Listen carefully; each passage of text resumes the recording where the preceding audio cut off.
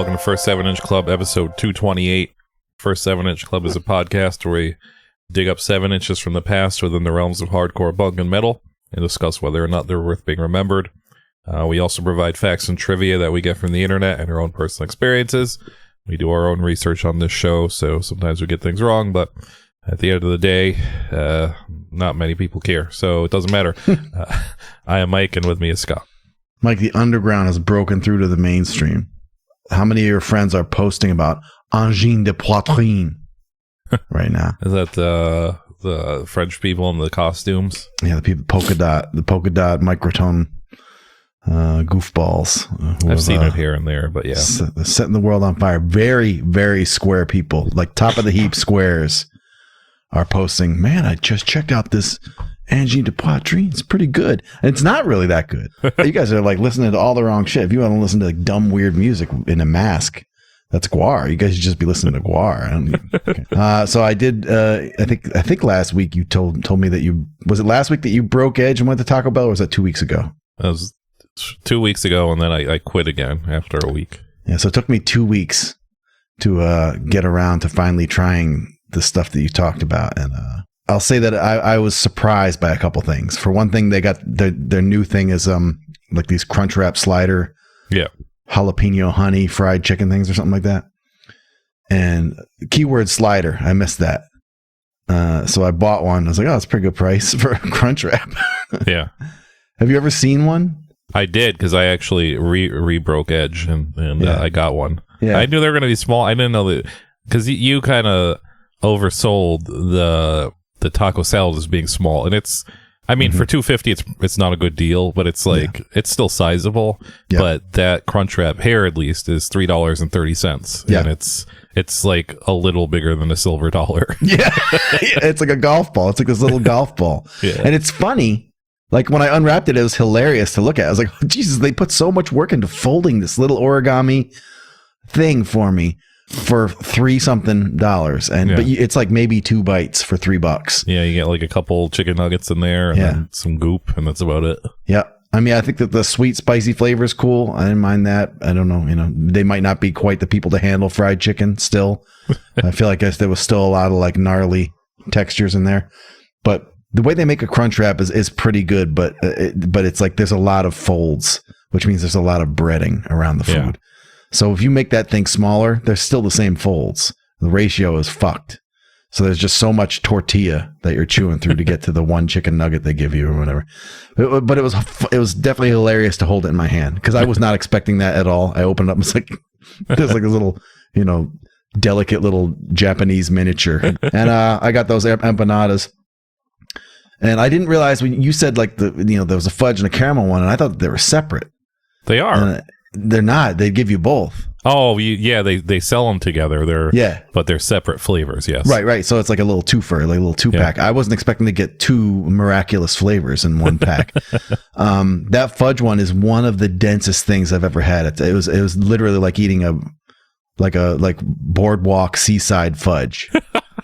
It was like chewy, dense, thick all the way through. Like every bit of it was solid. There was no voids. There was no bubbles. It was just a solid.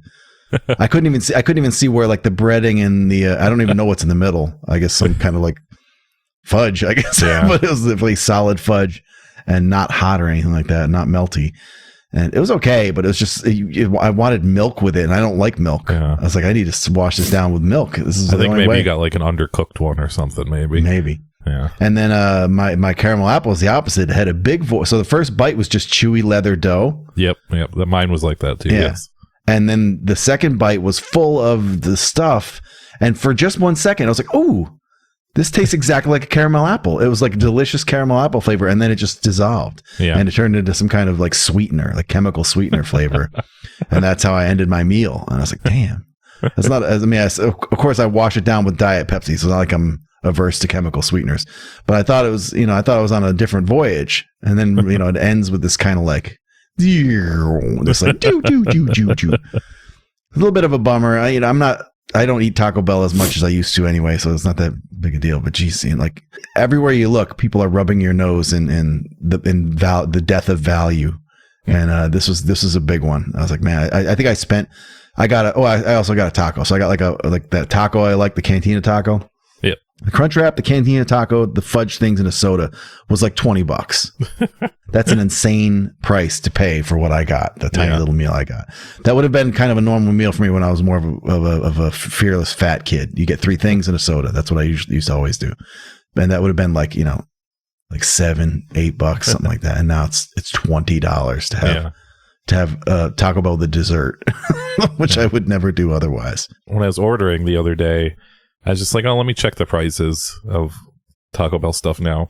There's something on the menu. It's like might be the Cantina burrito or something. It's like $8 or $7.50 or something. It's just like, dude, you cannot. That's insane money for something for Taco Bell. Yeah. And it's still crazy that one of the most expensive things, I guess, volume wise on the menu are the fries, and that's like. That's just fries, man. That's crazy. You're charging more for fries than you are for actual food, but I guess you can't really make those any cheaper. So our Cantina chicken burrito is $6.29. The bowl is $8.99. Holy shit! Which is like, it's not like very good looking. Like I've had the bowls. I don't know if people have ever eaten the Cantina bowls. I did that for a while when I was more slender because you could just get like black beans and vegetables and meat. It is not that great. It's no Chipotle, you know, in terms of getting something like that. So if you're spending $9 for that privilege, boy, you're fucked. You're fucked.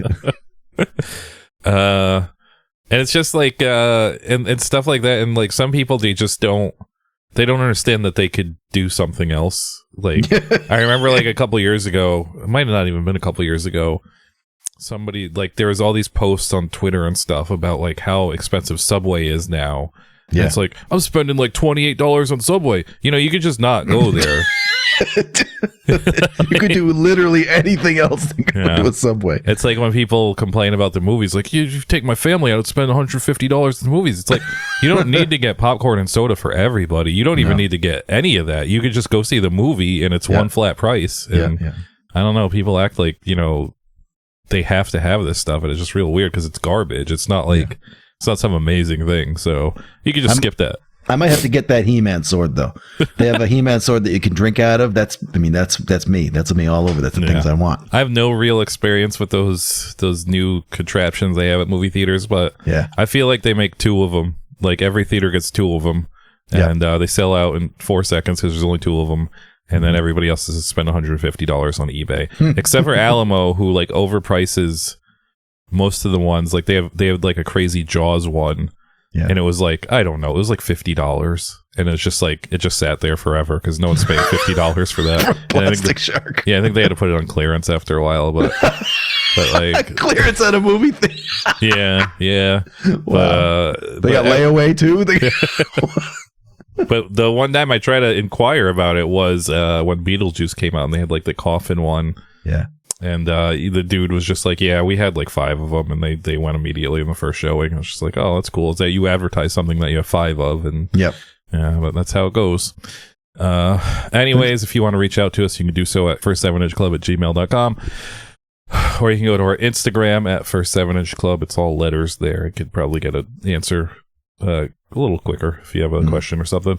We also have a Patreon, patreon.com/first7inchclub. You throw us a couple bucks, and you get a couple episodes a month, and you also get your name shouted out once a month. And even though you'll be hearing this in April, we are recording it in March, so I'm not going to do the shout outs today. You are spared a week. So if you're hearing this, you want your name shouted out, now's the perfect time to subscribe, because then you'll get your name shouted out. So this is your little warning, but go check that out. And I usually never ever talk about, we as a whole never talk about stuff we do on Patreon after the fact, but this week I did want to talk about a little more about No Alternative, the movie we watched last week. And unfortunately for you non-investors in First 7 Inch Club, you're not going to know what the hell we're talking about, but hey, here's a perfect time to throw us a couple bucks and go listen to the thing, and you'll figure it out. But yeah, we watched this movie called No Alternative, and we did the review, and one of the things I said in the review was that it never says it's based on true events, and I'll get into that. But basically we ended the review like just questioning where is this girl's music? Like, if she was a real person and she had some kind of cult status, where is her real music? So after the show, we actually researched, and we didn't find her music unless Scott found it and didn't tell me. No. But I found some other stuff, and it's just like, I don't know, man. I don't want to say this dude's lying about his dead sister, but it's like, I don't know. There's just a lot of dead ends in this story. Yeah. So he has like a few things online that you could find easily. One is an interview with like Westchester magazine, because he's from Westchester, and another thing is a eulogy. Like it says it's a eulogy he had for his sister at her funeral, but I don't understand if this is like the eulogy on the internet is like just a written one that he did after the fact, or this was the actual speech he made at the funeral. I don't know. But these are like two things where you can get a lot of info from. He mentions his sister had like a cult following at Fordham University and all this stuff, and he mentions that if a band actually covered her song Pimp Tooth, and I was like, well, that's interesting, because it's some band called Order 44, which is just a vague Star Wars reference. So there's probably 300 bands named Order 44, but I forget who he says, but he says it's produced or remixed by some famous people, and it's like, oh, that's interesting. So I go look for that, and sure enough, there's a music video for that song, and it's directed by him. So that's kind of, I don't know, curious that the one proof you have that this song exists is you directing this video, and I don't think it exists anywhere else on the internet. So you could get it there, and it's the song from the movie. If you dig deeper into his YouTube, you could find that he did a short film that was just one scene, what would become in the movie, of the coffee house scene, but he leaves the N-words out of that scene though. And the short film, no N-words, so that's weird. There's another post he made that's a flyer, and you could see this same flyer really quickly in the short film. It's in the short film, so it could just be a prop from that short film, but it's a flyer with Breed a Bee on it, and then a bunch of other bands. And I researched all the other bands. For the most part, as far as I could tell, all the other bands existed. So this might be a real flyer, even though the top is a little dubious. The top was just definitely photoshopped later. So, and there's like vague info on the flyer, which is not a thing. Like usually flyers have all the info, especially pre-internet. You usually have like a lot of info on those flyers, and this was just like it had like it just said like live at 6 p.m. or something. Like it didn't have any other real info, so it's just like, that's weird. But I researched all these bands, and all these bands existed, but like a lot of them didn't even form until the 2000s, so like 2002, 2003. So it's possible that this woman actually performed, but I think it was way later than the 90s, and I think that's why it never says based on true events, because I have a feeling there was about 2% truth in that movie and book, the book that it was based on, and like 98% bullshit. But either way, man, like I said in the Patreon, which was behind a paywall, you're probably gonna find this. Like I'm sure you're gonna find it. Directors like that, all they do is search for people talking about their movie that no one has seen. So if you see this, man, where's your sister's music? I'm gonna say it again. Like if she had a career or whatever you want to call it in the early 2000s, it was on a CD. Like it's not like, it's not like the 90s where maybe you had you made a run of 10 demo tapes and they're all lost to time. Like it was definitely on a CD. You have a fucking band you're directing covering her song. Just find the shit. And I'm also glad that a few people that listen actually spent the time to actually watch the movie, and were also unimpressed like we were, but but at least they watched it, so that's cool. Yeah, I mean, he made a video called "The Character of Breed a Bee" that I think we found while we were talking the other day, and it has graphics in it, and he made a short, and he made a movie, and somehow hasn't found the time to upload the demo. Come on, man. Like, you've done so much, but there really isn't a lot else out there. Like, there's not, he doesn't have this sprawling web footprint about this. He's just got these large things. So it's like you put all this work into these three big things and then nothing really happened. He's like, fuck it. But they're clearly obsessions. Like the short that he made is basically the scene, her first big scene, from the movie, except that they put the terrible, the goth boys Bush song at the beginning for some reason, because I think he really likes whatever that song. It's a pretty bad song, and I think he really likes it. So this is something he's obviously very keyed up about, and he really wants the hood pass for his sister, his posthumous hood pass. He wrote a fictitious version of it happening.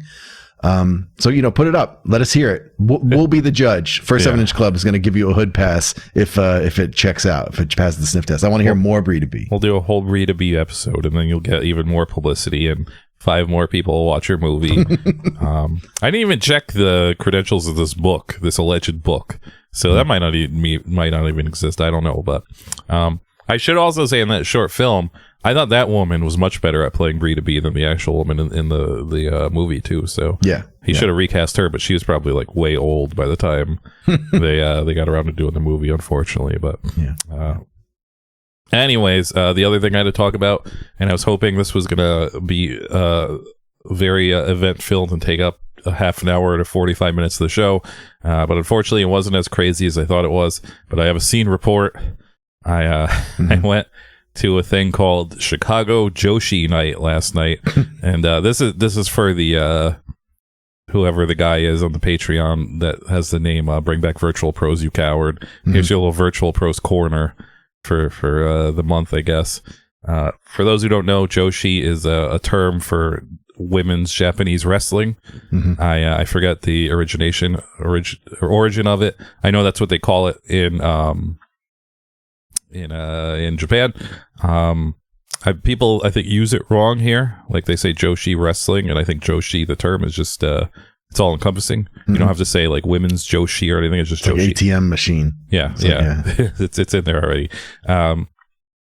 Obviously, women's wrestling, Japanese wrestling especially, it brings out the perverts. That's that's what it's there for.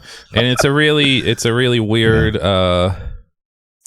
it's a really weird perversion, because it's like a bunch of people that fetishize this stuff, that fetishize Japanese women fighting each other and in these elaborate costumes and stuff like that. But they never want to admit that it's sexual, and it just makes them worse, because it's like, you got to just say you think they're hot, man. Like it's comforting to say that, it's like a catharsis to just say I think they're hot. I like watching violence. And that's why I watch this, because it saves me time.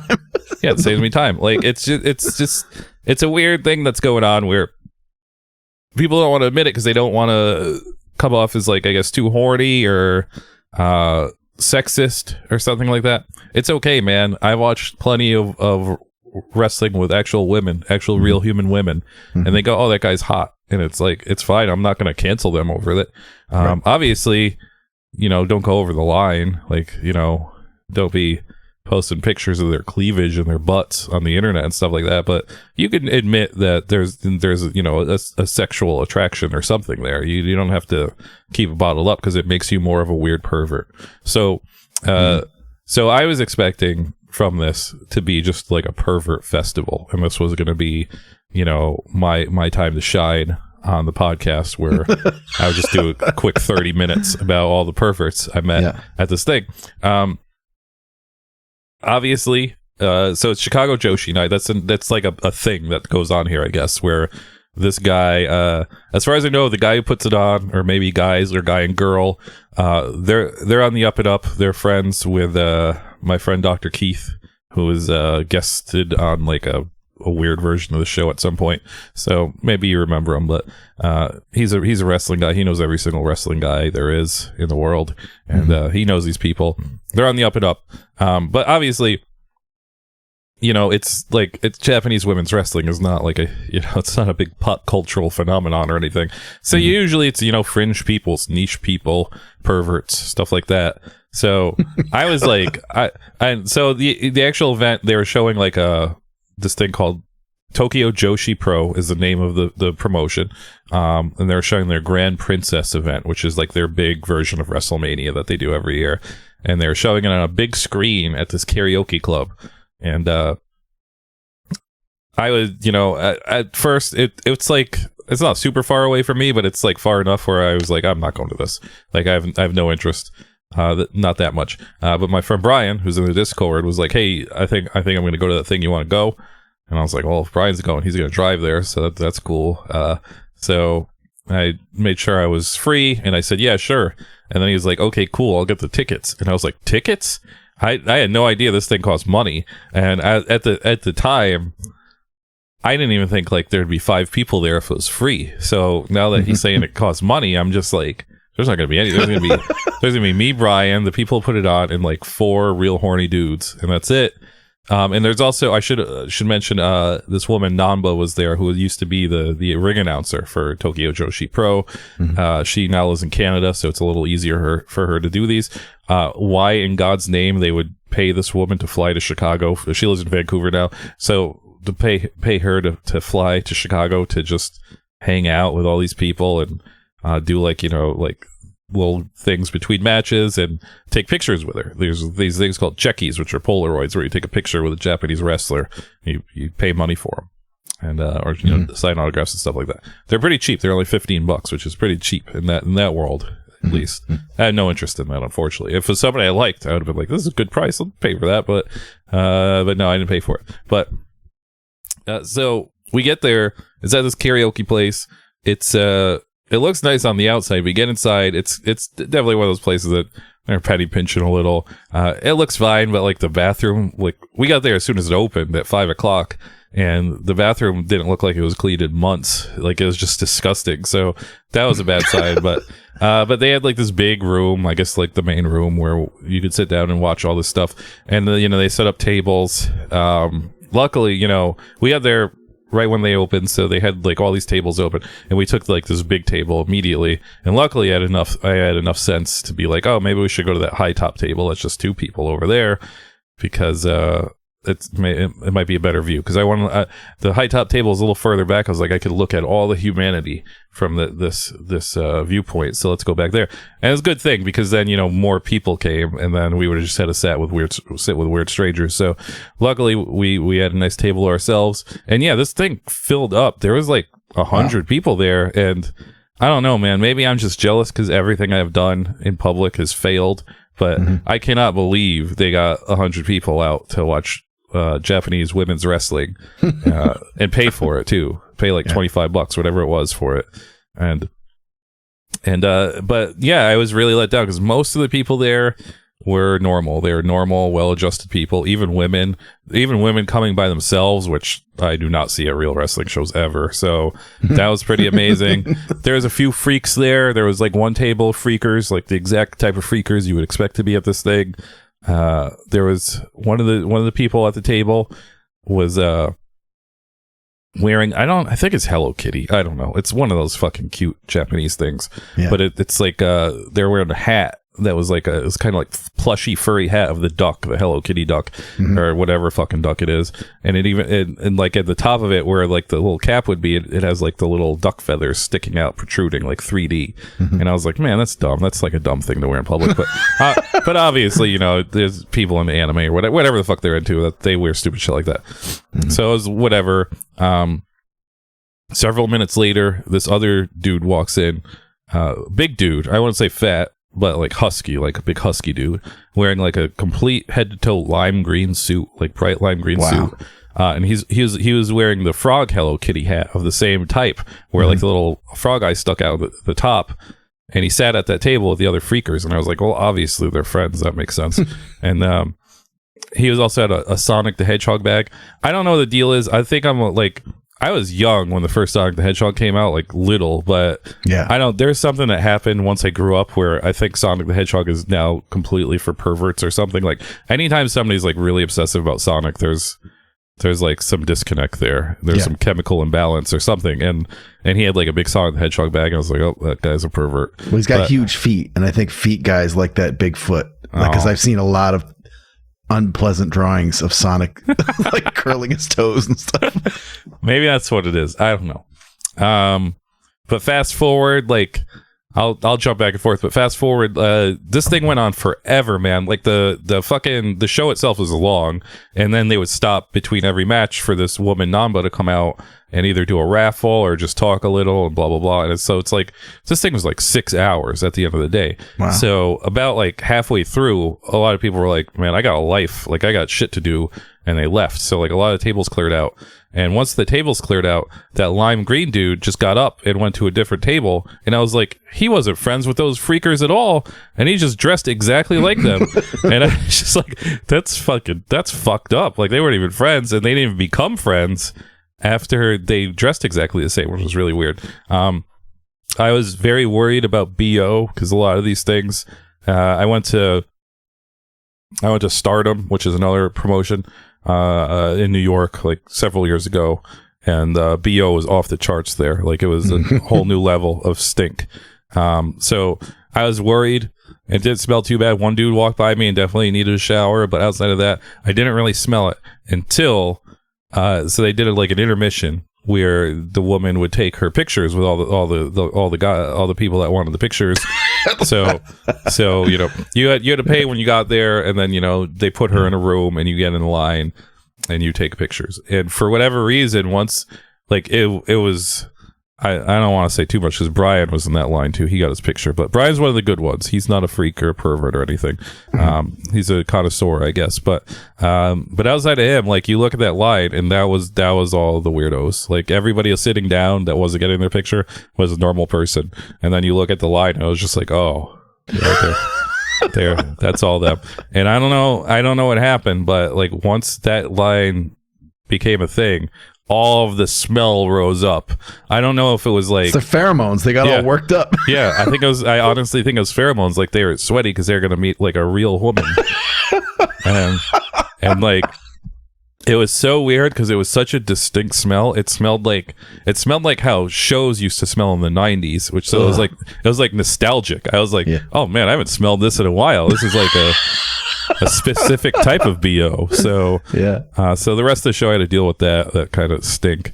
They had food there. Everything was about $37. Like everything was like, oh, you want a martini? $37. You want a thing of beer? $37. So it wasn't cheap, and it's a fucking karaoke place. You don't expect to have good food, but man, they had this fish fried tofu that was just like, you know, literal fish fry, but tofu. Oh man, it was so fucking good. I would go back there just for that. I would go deal with their shitty bathroom and all the perverts just for that thing. But no, otherwise it was a decent time. I would maybe go again for something like that. I guess they do things like every other month where they just have all these dudes get together and watch stuff, like just random shit. I don't think I would do that. That's too weird. But if they do another thing for like a big event and all these well-adjusted people show up again, I would go. But otherwise, I sorry to disappoint everybody. It wasn't the big pervert festival that I thought it was going to be. There was no one that was super awkward there. Seemed everybody was well behaved, even the weirdos in the line to take the picture with the girl. Everybody was nice, so I don't have anything bad to say. So thank you for a great night, Chicago Joshi night, I guess. So that's my report, my scene report. The Grand Princess logo is fantastic. It looks like it would be like a Donna Summer album or something like that. It's like really cool. Yeah. But there's some clips on here on the Chicago Joshi night Instagram of some of the wrestling, and it's like it looks goofy.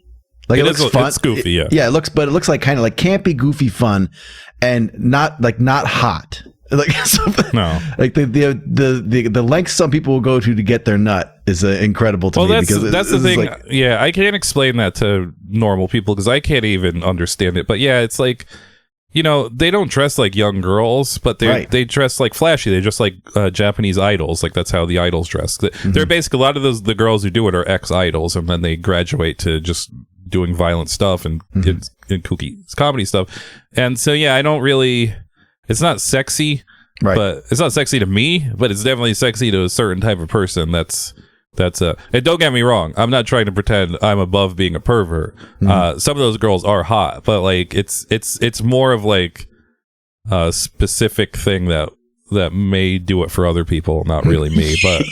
But I like the pageantry of it. The costumes are really elaborate. They seem to put a lot of work into them, so that's cool. But yeah, some people are really into that shit. Yeah, there's even some. It looks like there's a fair helping of scary monster women in this too. That's, I guess, is the lid for every pot at the Chicago Joshi night. There is a lid for every pot. I'm big into this woman Miu Yamashita, and she just kicks people in the head. That's all she does. She looks angry and she kicks people in the head, and that's why I watch it. I like to watch attractive women do violence to each other, and there you go. But anyways, it was. I'm sorry for letting people down. That it wasn't. I built it up like it was going to be this big pervert thing, and I'm pissed that I didn't win anything in any of the raffles, even though all the gifts kind of sucked. But like, I just hate not winning raffles. It sucks. And they put like a nice little zine together to get everybody caught up on like everything that was happening. That was a nice touch, especially since you're paying money for it. Yeah. Anyways, quickly, got to talk about our friend at stateofmindrecordings.com. Stateofmindrecordings.com is a website on the internet. It's a distro. It's a record label. They sell old records and new records and old records that have become new records, and they sell it all for very cheap prices with cheap $5 flat rate domestic shipping. I don't know if you guys pay attention to the news, but I don't know how long that $5 flat rate domestic shipping is going to last. I mean, it's not like Mr. State of Mind himself gave me any warning, but I think everybody is going to be fucked for shipping soon. So it might have to go up to $6. So put in an order quick, because I don't know, man. That seems like it seemed dangerous before keeping this $5 flat rate shipping, but keeping it now seems super dangerous. So put that order in quick. Every week I like to feature a record that he's selling there that you can go buy or look at other stuff. I think I've featured this record before, but I think this might be a different pressing or a different version of it. But it's the band All Else Failed and their LP This Never Happened. It's $23.50, which is a little pricey, but you're saving with that shipping. All Else Failed was like a metalcore band from Philadelphia, and I don't think many people talk about them anymore, but this record's super good.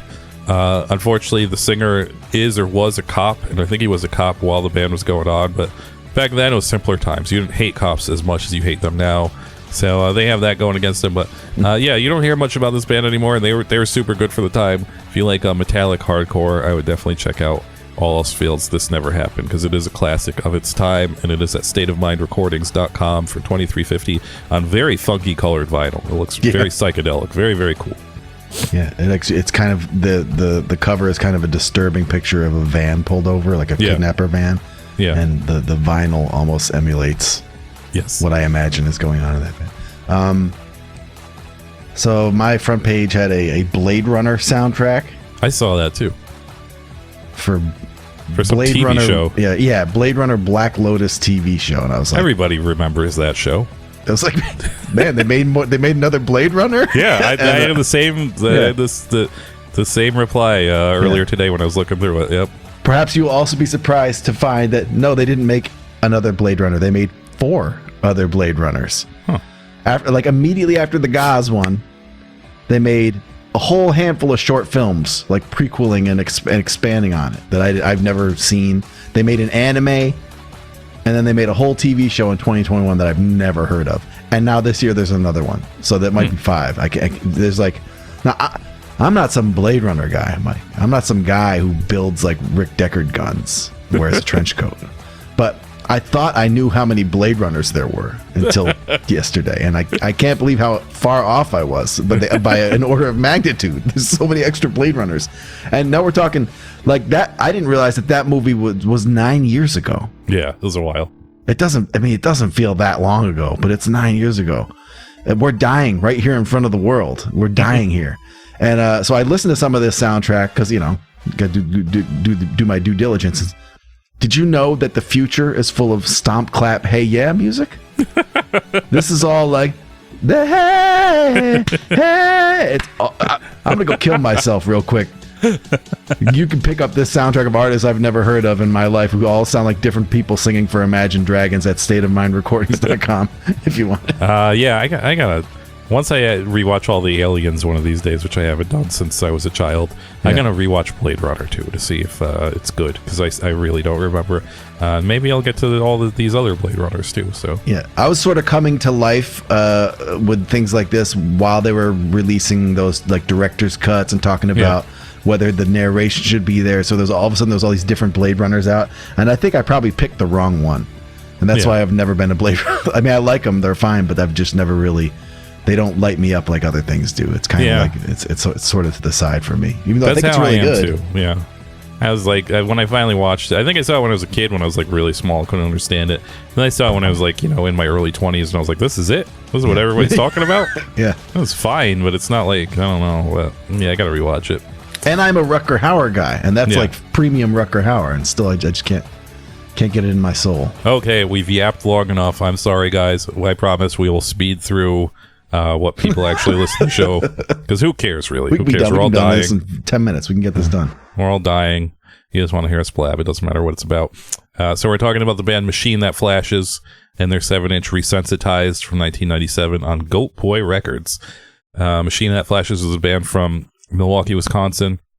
They were around from, I guess, the 97 or so to that. I think that one of the interviews I found in, like, I think they moved to Portland at some point, because there's like a Portland Weekly that interviews them in like 2002. So I don't know if Discogs just didn't collect all their stuff or what, but low output for this band that's was around for 5 or 6 years, because they had the 7-inch. And they had a few, looks like, self-release CDs, and that was about it. This was a recommendation from Cliff Amal on Instagram. He hit us up after the 1332 episode, and he was like, that 1332 record, because that was the one we kept talking about, how we listened to it on 33 also. And he was like, there's a band called Machine That Flashes that sounds like that 1332 record on 33. That was wrong. That's not true at all. It doesn't sound anything like that.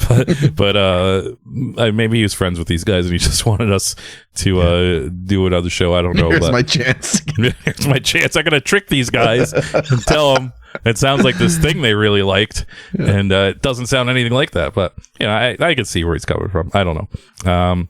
Outside of that, somebody else, I forgot. Sorry, they DM'd and was like, "Oh, I saw that band in Canada." So that was the proof that this band actually existed, because I didn't remember them. And we'll get into it in a lot of the packaging, but a lot of the packaging references Philadelphia, and I was like, it's not like I lived in Philadelphia, but I lived around that area. It's kind of weird, but it turns out they're from Wisconsin, and for some reason they had a connection to Philadelphia.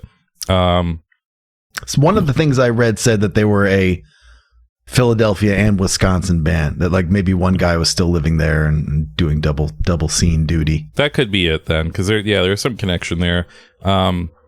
So I got this from Nate Wilson, Crypto Comics on Discogs. He had it for like $2, even though there's a price tag on it that says 99 cents. But I get it, Nate. It's hard times, inflation. I get it. Tariffs. Yeah, but so I was like, oh, here's that record, and I pick it up and I look at the back. And they have the lineup of the band on the back, and I saw 2 bassists and no guitarists, and I was like, no. But here we are. We're doing a 2 bassist band. So it's a 3-piece, luckily, so we can speed through this real quick. 3-piece, 2 basses, 1 drum. So first up is Mike Staniak, who played bass, obviously, and did vocals. I don't know which vocals he does, but he does it. Luckily, we've already talked about Mike. He was in a band called Hinge that we did many moons ago, probably the first year that this was a show. So I actually don't know if we even had like the doxing portion of the show nailed down at that point yet. So I don't know how much we talked about him, but he was in that band Hinge we covered. He was in a band called Trademark and another band called Animal Farm. And as far as I know, he is still an engineer and at some place in Portland.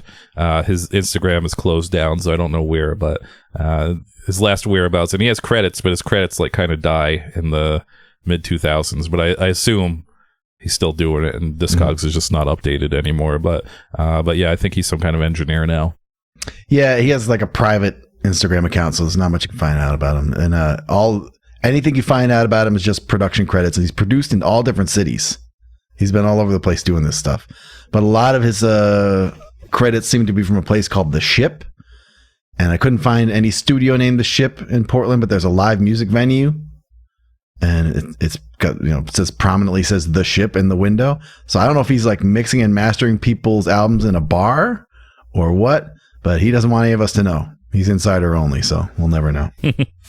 Next up was Philip Hronica, who played drums.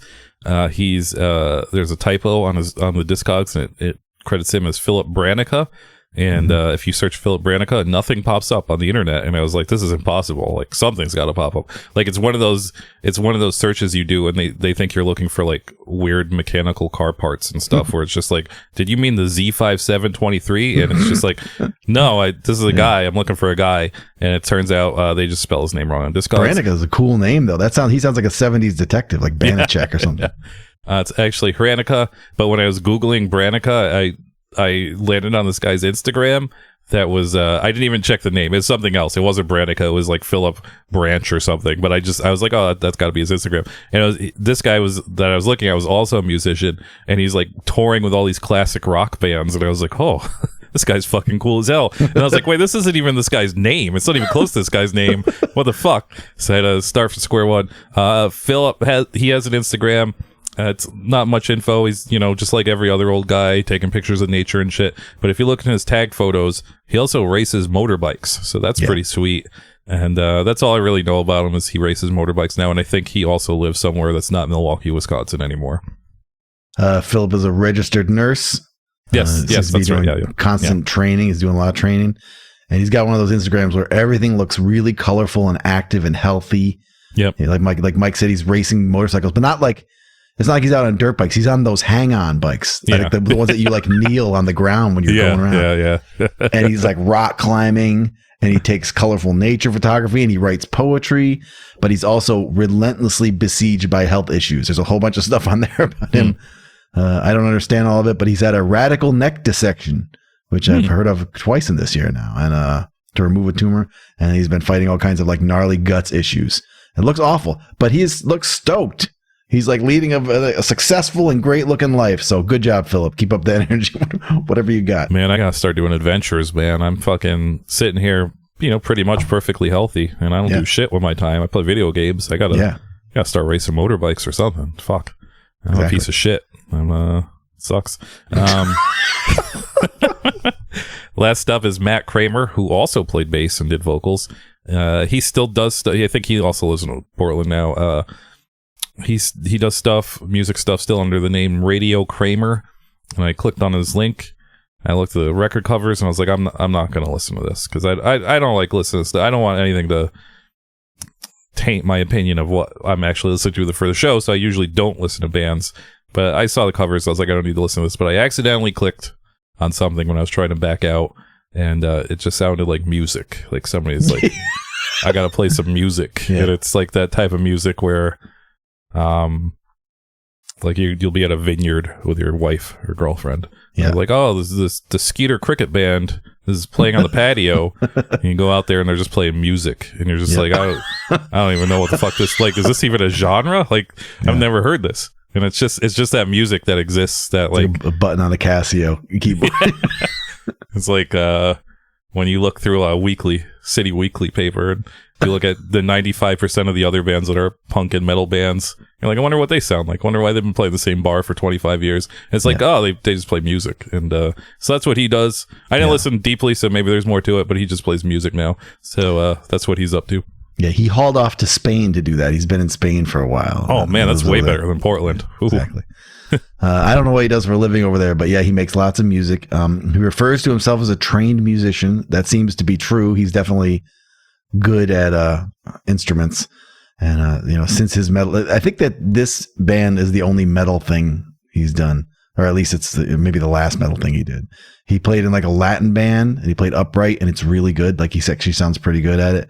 And he does he did a pop and blues band, and he does this, the Radio Kramer or whatever it's called, is like, it's like electronic music, but it's just like music, but it's like he's making it electronically. So he's using technology to make, I guess some of it's experimental sounding, some of it's like weird pop, but it's really unaffected. It's like he just like hit record and played bass really well, and then hit record and played keyboards really well. And there's no like production. There's no like crazy swirly delay, no Hawkwind shit going on in it. It's just kind of like, he just kind of played 4 tracks and said, great, done. And it's fine. It all sounds cool. It's just kind of, it's not what I expect from a one-man band. One-man bands are usually trippier, more weed, more stuff going on. Exactly. Cause we get a lot of those, and that's what I was expecting. And then it wasn't that. Yeah, but he's definitely he's more qualified to play music than almost anyone we ever talk about in this show. Yeah.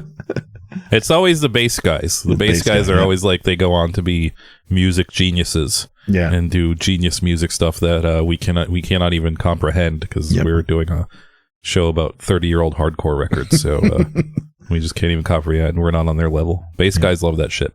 Yep.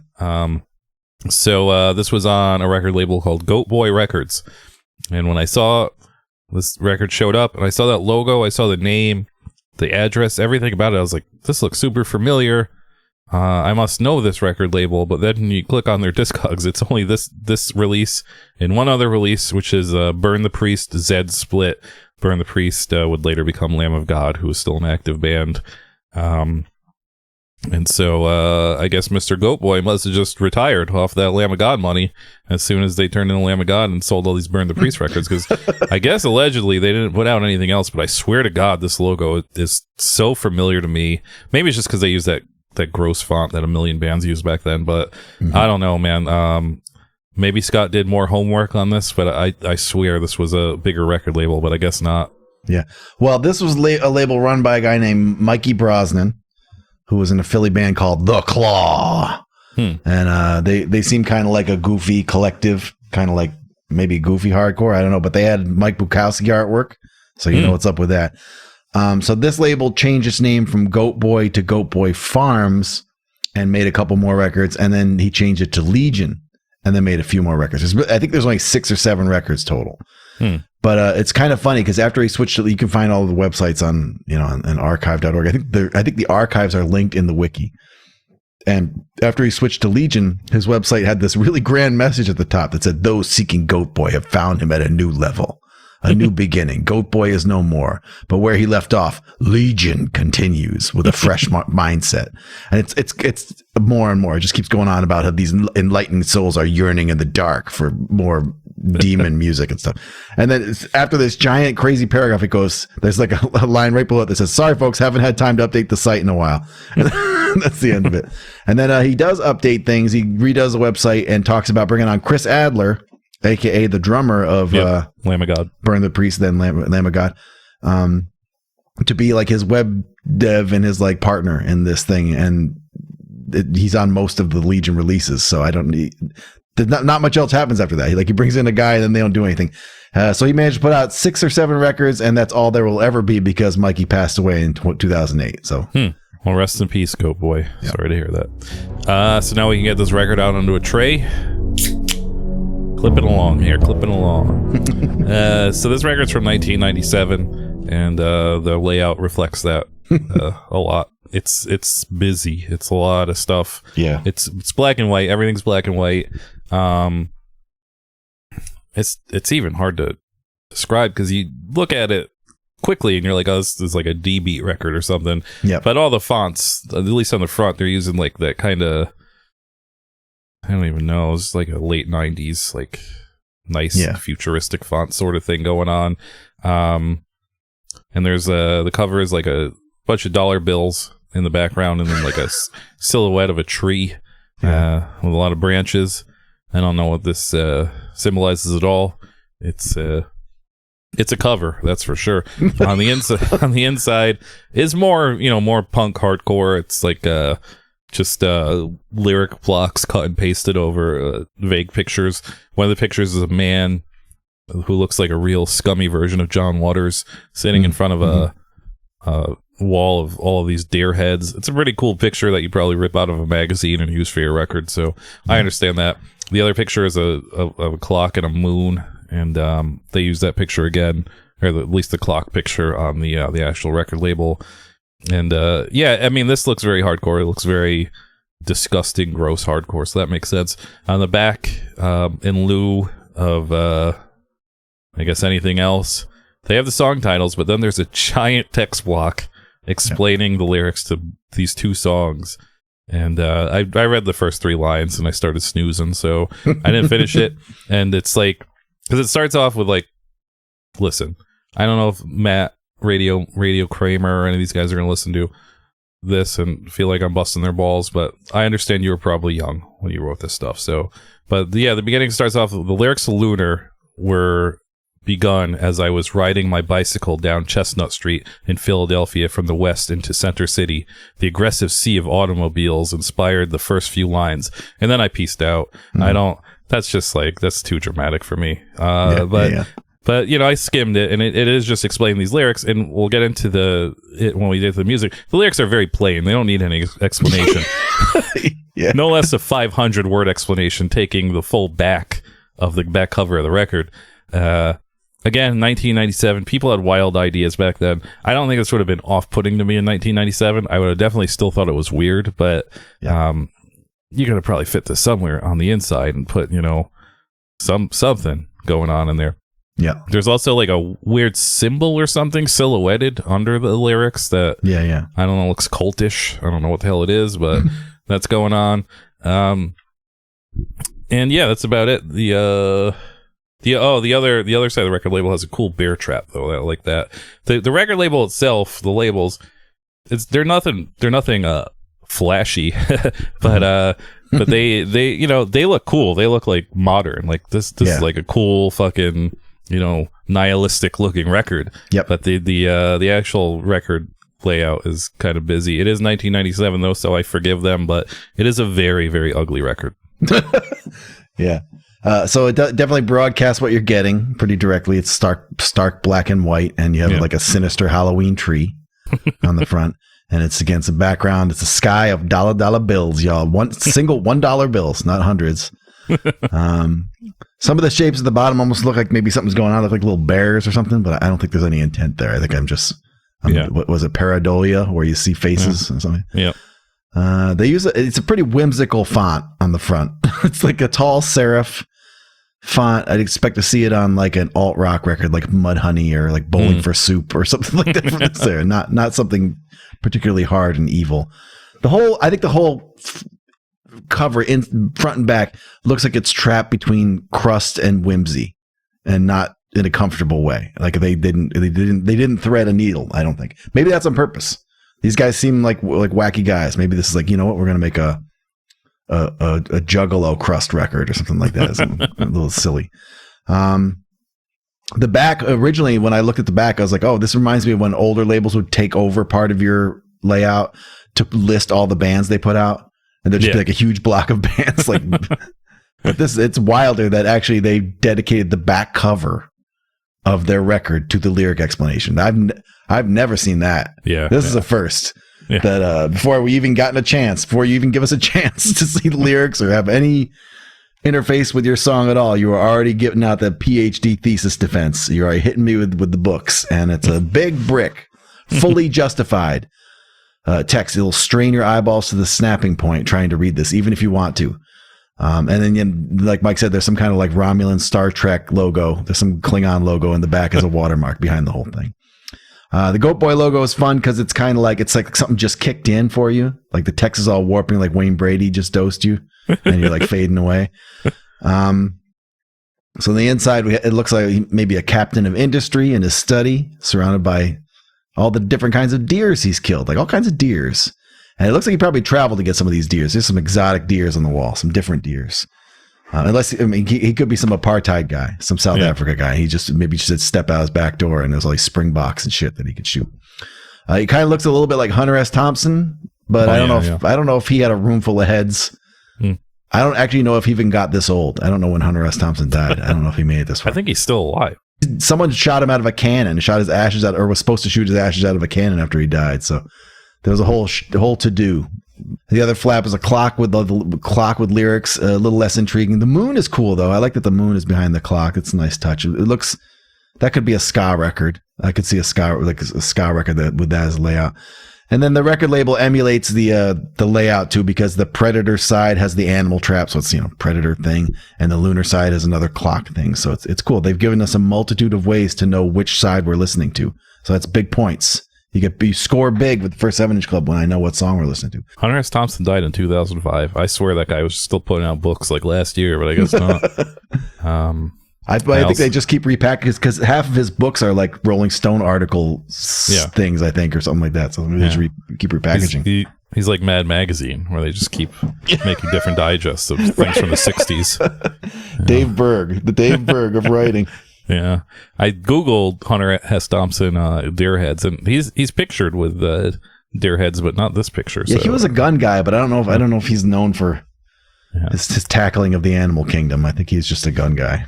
I don't think he ever looked this old and ghoulish either, so I don't think it's him, but who could be. Anyways, we can get into the music. As I promised, we're just clipping through this. This is very fast. So this is we're a machine that blinks. We're getting right through this. Machine that blinks, yep. Which is what Scott thought this band was named. I still do. You know what's a problem is if you Google any variation of their name without very carefully like putting quotes and stuff around it, you end up with a lot of tech support threads because it's like a machine is flashing, a machine is blinking, a machine is beeping. It's hard to find the band. Okay, so this is 2 tracks. And, I was going into this pretty optimistic. Cliff and Mall saying this sounds like, Buzz Oven-y. We reviewed not too long ago Godhead Silo, who was another double bass band, was good. So I was like, yeah, maybe I've written off this terrible genre of music of bands starting with only 2 basses. So maybe this is going to be good. And so the first track is called Predators. Actually, I should mention that the labels are fucked up on this, and they're on the wrong side. So I don't deleted points deleted. Yeah, I don't actually know what the first track is supposed to be, but we're gonna go with Predators because it's the way when you open it, when you look at the layout on the inside, Predators is the first song with lyrics, but when you look at the back, Lunar is the first song listed. So like I said, the labels are also fucked up on the back, so or on the actual record. So who knows? But we're gonna go with Predators first. So the first track is Predators.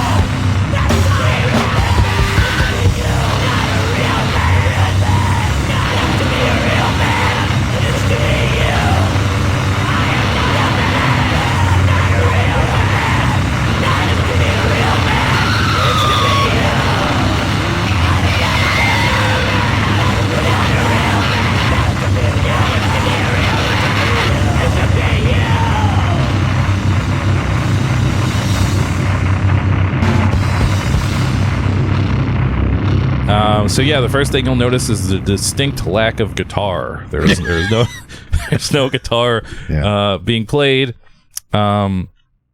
You do get you get the gross bass. You get the one gross bass and then the one normal bass.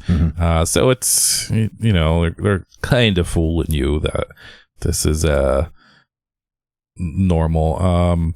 You get the heavy and then some nice clean somber notes. It's very pre-ISIS, the band, not the group, but it's very pre that. So it's kind of like ahead of its time in a way by a couple years. But in other ways, it's very of its time because this is music. You can't play this, much beyond 2000, 2001, unless you got a lot better. Unless you got a lot more, your production was insane or something like that, and you're doing these crazy 9-minute long songs. But they're kind of just doing songs of a normal length and just going through it with no guitarist. And they don't seem to have much of a game plan after that. In one of those the interview, I think it says we use the vocals as another instrument. I guess that is what vocals are. They are another instrument. So you're not doing anything different, but you kind of still need a guitar. But yeah, this song, I think they're this song has me. It has a nice groove to it. You can definitely do bong rips throughout most of the song, so that's cool. I like that a lot. As we mentioned, the lyrics are very plain. They're just they're maybe too plain, where you're just you gotta zhuzh this up a little, some symbolism or something. You're just going, so you're the predator, you're the hunter, and it's just I'm walking through the supermarket. You gotta, I don't know, you can't say stuff like that unless you're a super crazy man. So, but I do like the vocals on this track are real good. They're fucking top notch vocals. So I really like the vocals. It's still not really enough to get past kind of the plain lyrics, but it's fine, whatever. But near the end, they do this freak out part where the kind of cool bong ripping part just stops, and they just the drummer starts fucking up on purpose, and they're doing weird shit to their bass, and it's kind of unearned, and it's then they layer several vocal tracks going all over the place, all schizo, and the instruments are breaking down, and maybe a few more passes, a few more drafts of this. And this would have been cool, but it kind of just ruins the whole song for me because it's just they just kind of stop playing that cool groove that's going on and just go into this, and it's, I don't know, maybe live this works better, but I kind of just wish they just played that groove and ended the song because this ending kind of ruins the song for me. We got lyrics about all the ways that guys are predators. Yes. You got the grocery store predators. You're going to purchase meat. That means you're a predator. And I thought that there was going to be more of that. I thought that the whole point was going to be you're some tough guy. You go and you buy prepackaged meat. You're the big badass. You're like a top of the food chain because you buy it all prepackaged and all wrapped up for you, all nice and tidy. Are you a man or what? And it's not really that. It is that for a second, and then it's and then you're in a duck blind, and that's funny because you hear that line crisp. It gets all quiet. He goes, I'm up in a duck blind or something. That's kind of quite funny. So you got the predators who are waiting to shoot an animal, and then you got the guys who look at gals a little too hard. You shouldn't be that rude to women. You shouldn't be leering at women, fella. The old man in the photo could definitely be all of those predators. Yes, he looks like a guy who probably who probably touches waitresses' butts old fashioned style. He probably just pinches them. So Machine That Flashes, 2 bass, no guitar band. That was a little rare at the time. There was bands who were doing it, but it was still pretty rare. And it's also kind of a bad thing. It's a bad thing. Very few bands thread this needle. You got, Cop Shoot Cop, Godhead Silo, and I don't know who else. That's it. That's good. So the problem is that one bassist needs to be the bass, and the other bassist needs to be the guitar bass, unless you're just going for maximum blur sludge. And I think you also need to be a gear guy. If you're the kind of bassist who this was a lot of us. If you're the kind of bassist who shows up and you borrow the bass from another band because you forgot, and then you take whatever spray painted PV Mark IV you found in an abandoned lot on the way to the show, that's your amp. You might not have the chops to be in a 2 bass band. You might not have what it takes. One guy's got to be playing through like an aggressive, sharp fuzz pedal, and the other guy needs to be playing through like the blurry, heavy, like sludge pedal. I think Machine That Flash has got part of it right. They do have a bass guy playing like doo doo doo doo. He's playing like notes stolen from the guitarist that they fired or never hired. So that's correct. But I think they're both kind of playing through the same kind of amp, same blurry sludge sound. So at least on this song, so we're not getting any bite. There's no bite. There's no high end. There's nothing that's really like, cutting through. And then the song is basically one sludge riff played to its breaking point until the whole band falls apart at the end for a full minute. They fall apart. They just keep falling down the stairs, whatever's going on. The vocals are cool. I actually like the vocals most of the way through. They're kind of almost like a Scott Kelly Neurosis thing. Yeah. But what's weird is that when it falls apart at the end and the vocals start overlapping, it gets closer to the Wicked Witch of the West school of shouting. Yes, it starts to sound a lot less intriguing. But it's all right. This wouldn't be my first choice of anything because it's kind of drawn out. It's like a drawn out meditation on kind of one bass idea. But I think that the drumming is good. It's kind of violent drumming for something this kind of groovy and sludgy, and the spacey screaming kind of carries it. So it's not bad. I agree. So we flip it over, and the next track is called Lunar.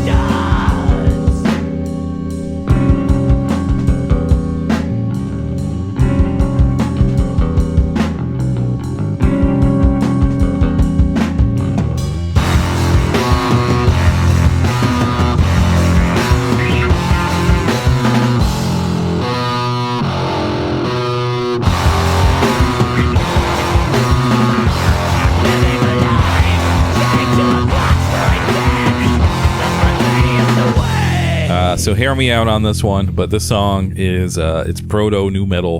This is and maybe it's not as obvious to some people. It's like when somebody plays you a song from like the 60s and they're like, this is like proto punk, and you're like, I guess, like what I don't know what you're hearing, but I guess, but I'm hearing the nu metal in this. But you know, I'll get into it. But at first, they do some jamming on the bass up top. No slapping the bass, but they're doing, I don't know what they're just noodling at the beginning of the song, which is annoying, very annoying. But what are you gonna do? But then they get into, I guess, the meat of the song, and the main part of the song is just bing bing bong, bing bing bong, and that is the framework of every nu metal song ever written. So they got it there. Obviously, nu metal wasn't like Korn was out by this. Yeah, Korn was out by this time, but it wasn't like a thing. So I don't think these guys were like, oh, you hear that new Korn record? We got to do shit like that. I think it's just a kind of coincidence. The multiple vocals on this track, I think, are much cooler than the multiple vocals on the last track. Although the main vocals are not as good on this track as they were on the last track. On this track, it sounds like they got like an impersonator to impersonate the guy on the first track. It's more like, as Scott said, the Wicked Witch style instead of like the Goblin style he was doing earlier. Then they do a bing bong part, which is another nu metal staple. They just kind of break into a clutch bass riff at one point, and we all know that means it's nu metal because that's Clutch are real godfathers of nu metal. Then they kind of end it with a real Neanderthal version of the Korn Blind breakdown, which you can't deny that. So that's maybe they were jamming on that Korn record and they were like, let's steal that breakdown. I don't know. And then they kind of just repeat all of the parts I mentioned kind of randomly, like they just go in and out of all of these parts. And that's it. I think this song is much weaker. I think the song is several ideas that they just kind of taped together. That they had left over for some reason, even though it's a 2-track record. So I don't know how they had all these parts left over, but this like I said, I could get into the first track. I could hold all of my biases, my prejudices aside, and just say this is fine for a 2-bass band. But this track is just like the weakness of all of the weaknesses of only having 2 basses and no guitar in your band. So yeah, I did not really like this track too much. So, not only do you get the, half of the back of the record explaining the song, but they also include a little quote by Tom Robbins about the moon. So there's a lot of supplemental material to this song. There's a lot of intel going into the song. They really put some thought into it. I think they got a little farther with the formula because they just do more. They just do a lot more in general in this song. They changed their pedals, so now you got like a clean low bass sometimes, and there's like a bass at the beginning when they're really noodling. The bass on top is playing through a harmonizer or an octave pedal, so there's extra layers of that. And then I think there's even bass tapping. There's like every once in a while there's like a ting, little like just another victim kid ding, but on the bass. Just another victim kid ding. So we get more than one riff, unlike the last song. I think that when they come into the heavy part on this, they nailed a little bit more because one of them has gone to the shops and purchased the fuzz, but they put it on the wrong guy. Like you only had 2 choices and you picked the wrong guy. So during the heavy part, the noodly high bass is playing with like the murky sludge. So all the high notes are, and then the low bass is going and playing that scooped fuzz. And that's exactly incorrect. And so the fellas describe themselves in hindsight as psychedelic punk metal. So maybe they're after this kind of disparity. I do think that that's on display when they enter the time tunnel. There's a real trippy part where both basses are just doing the they're both playing this high note over like really frantic, space rock drums. And there's parts of that where they should be going hard and heavy and they just don't. They just keep playing their spacey time tunnel part. I think that part's cool. I like that part because he's still screaming. It's like a Doctor Who thing or something. I don't know. It's like you're in that Doctor Who tunnel, except it's a metal band. And then but then they get to the genuinely heavy part where they deliver on what I've been demanding for the last 10 minutes. They have a true slam with like the 2 basses kind of covering the required slam frequencies, and it's okay. I think I wanted it to be more crowd pleasing. I think they wanted to be like obtuse and weird. And there you have it. There's a Machine That Flashes Resensitize 7-inch from 1997 on Goat Boy Records. At the end of this, I like to do a little rating system where I say either throw it in the trash, listen to it on streaming, buy it in the bargain bin, buy it for full price, or buy it for collector's prices. This is pretty much going clear across the board on Discogs for $2. You're not going to break the bank buying this. With all the ball busting aside and all the kind of disinterest I had, I'd still put this in the bargain bin just because I'm very curious to see what this band did after this. Because, you know, I'm sure they had demos and shit before this, but this is their first, as far as I could tell from their Discogs, their first like real release that, you know, got out there to more than their friends probably. So I am interested to see where they went with the sound, if they explored different avenues. I assume they never got a guitarist or anything, but I feel like when you do a band like this and you go past more than one release, you probably had to get better and do weirder stuff. So for that reason, I would say get it in the bargain bin, because I am curious to hear their other stuff. I don't even know. I didn't even look if it's easier to hear their other stuff, but I am curious to hear more, though. One of my favorite albums of all time is Cop Shoot Cop Ask Questions Later, which is a 2-bass band.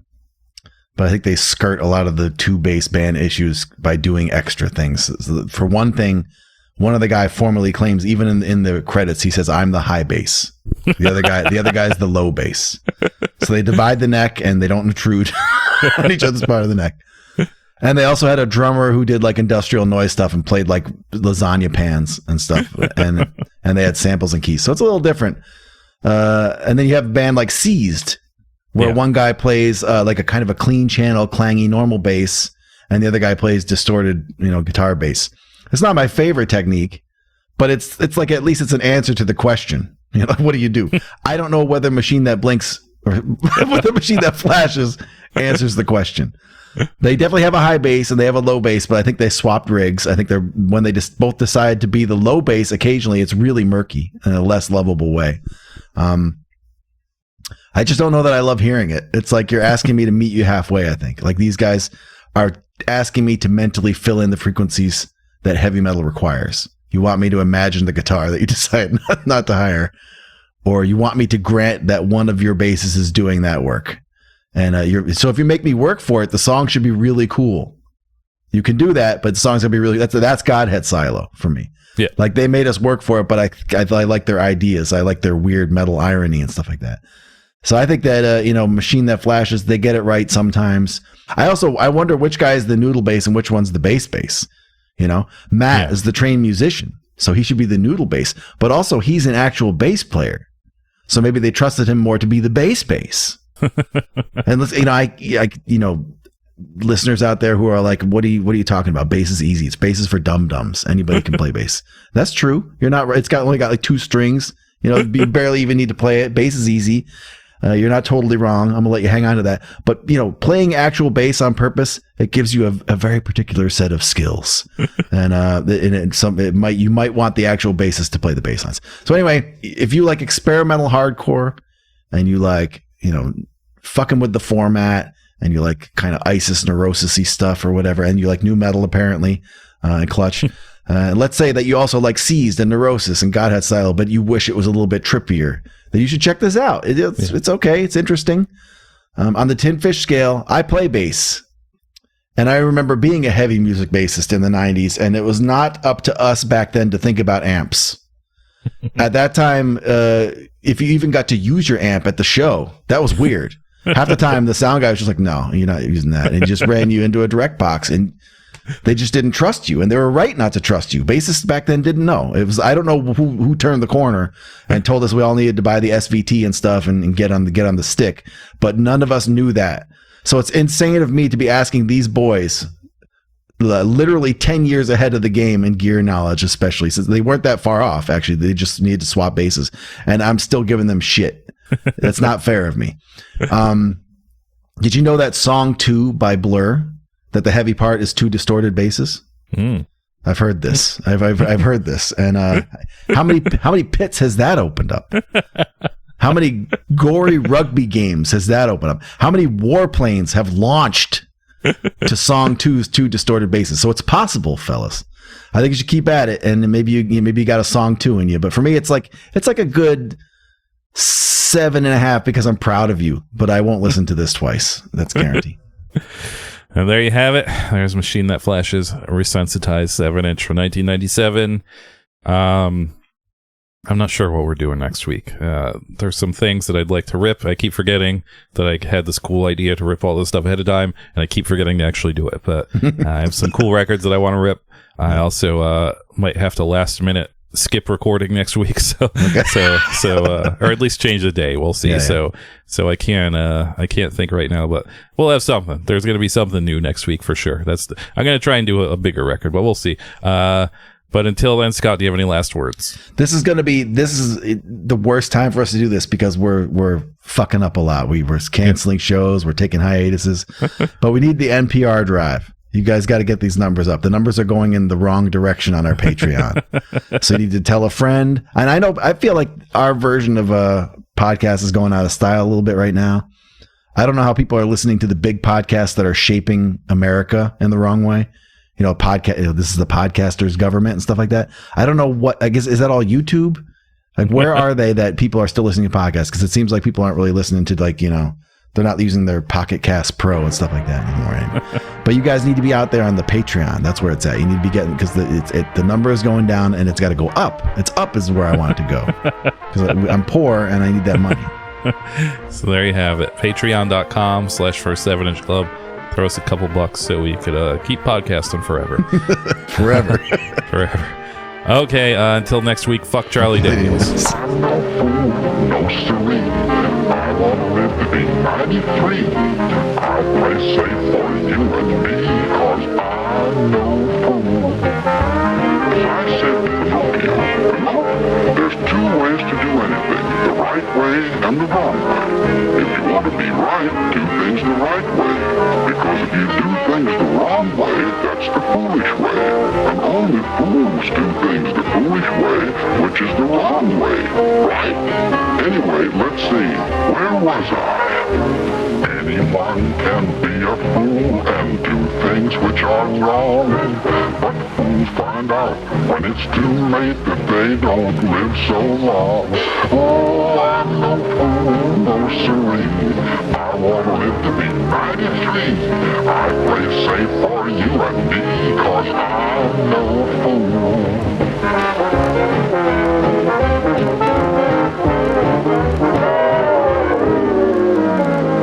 Well, let's quit fooling around and get to the point. Here we are. Electricity. You know electricity works hard for you. So don't you take electricity lightly. You should know all about it. Well now, any fool who leaves his room with electric toys plugged in could soon see a fire truck where his room had been.